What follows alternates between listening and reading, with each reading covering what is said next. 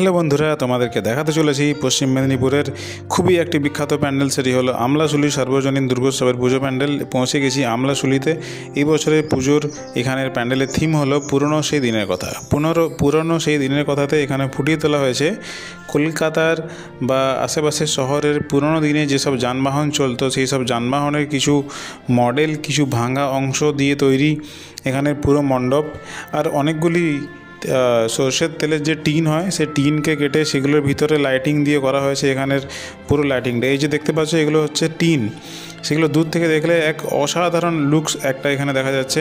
সেই টিনের ভিতরে অনেক টুনি বাল্ব রাখা আছে, সেগুলো জ্বলছে, আর সেগুলো একটা অসাধারণ একটা লুকস এখানে তৈরি করেছে। দেখতে পাচ্ছ সেই আমলাশুলির পুজো প্যান্ডেলের যে একটা অসাধারণ একটা ইউনিক চিন্তাভাবনা, সেই চিন্তাভাবনা তোমাদের সামনে এখানে নিয়ে এসেছি।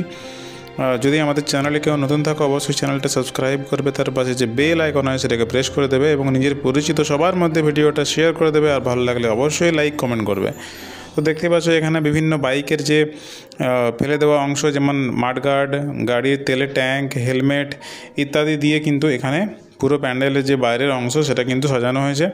আর উপরে ওই চারদিকে যেগুলো জলজল করছে লাইট দিয়ে, ওগুলো হচ্ছে তেলের টিন। ওই তেলের টিনকে কেটে ভিতরে লাইট দেওয়া হয়েছে।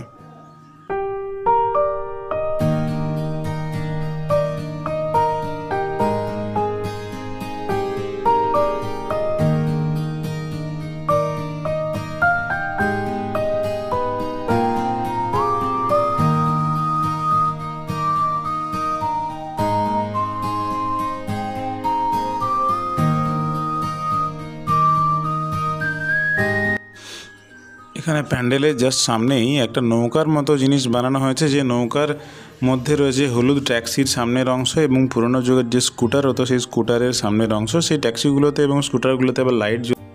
কুমারটুলি শিল্পী দ্বারা নির্মিত এখানের প্রতিমাও বেশ অন্যরকম।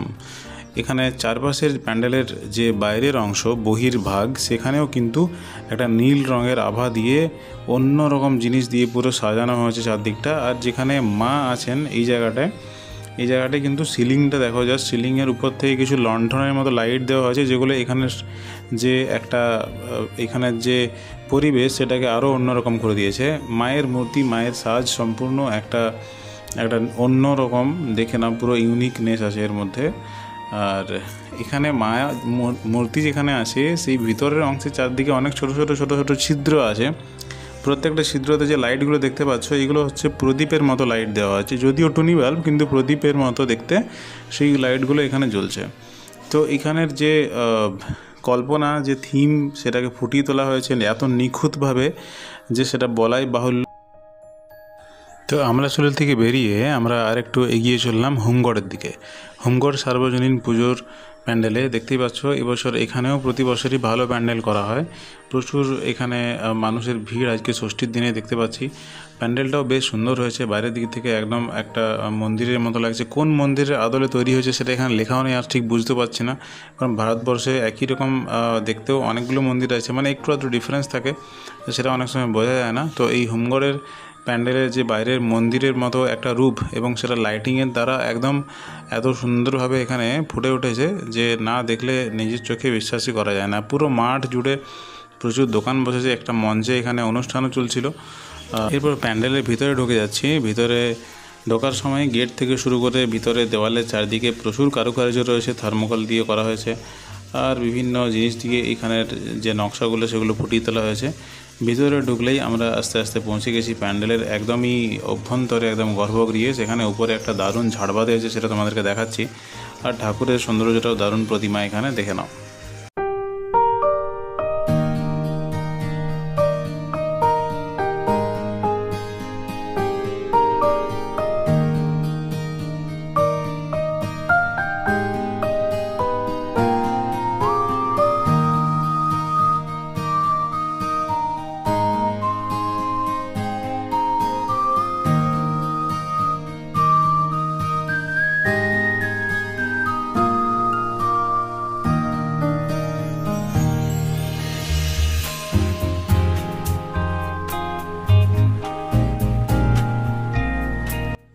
এখানেও হোমগড়ের মাঠের মধ্যে প্যান্ডেলের বাইরে প্রচুর দোকান বসেছে, খাবারের দোকান, খেলনার দোকান ইত্যাদি।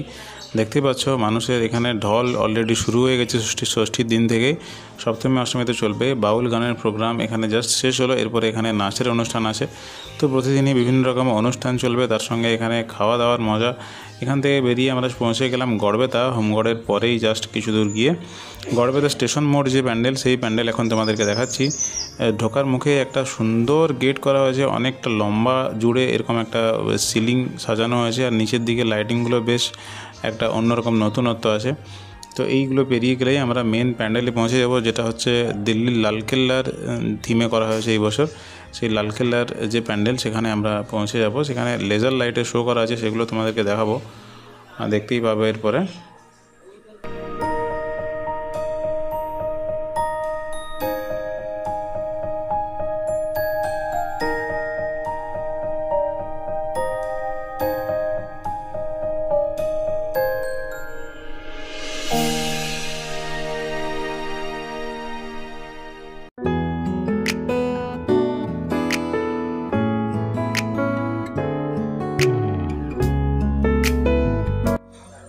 দেখতে পাচ্ছ লালকেল্লার সামনে একটা ভারতের জাতীয় পতাকার যে একটা চিহ্ন হয় অশোক চক্র, সেরকম একটা চক্র ঘুরছে। এটা প্রজেক্টর দিয়ে এখানে ফেলা হচ্ছে, সেই স্ক্রিনটা আমরা দেখতে পাচ্ছি।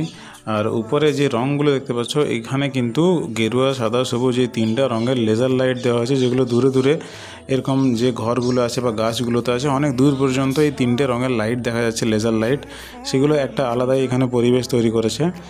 আর এখানে যে গানগুলো বাজছিল প্যান্ডেলে, সেগুলো কিন্তু দেশাত্মবোধক গান বাজছিল, বাংলা এবং হিন্দি। তো সুতরাং এখানে একটা দেশাত্মবোধক থিম, একটা লাল কেল্লার থিম আমরা দেখতে পাচ্ছি। প্যান্ডেলের ভিতরে ঢুকে যাচ্ছি এখন।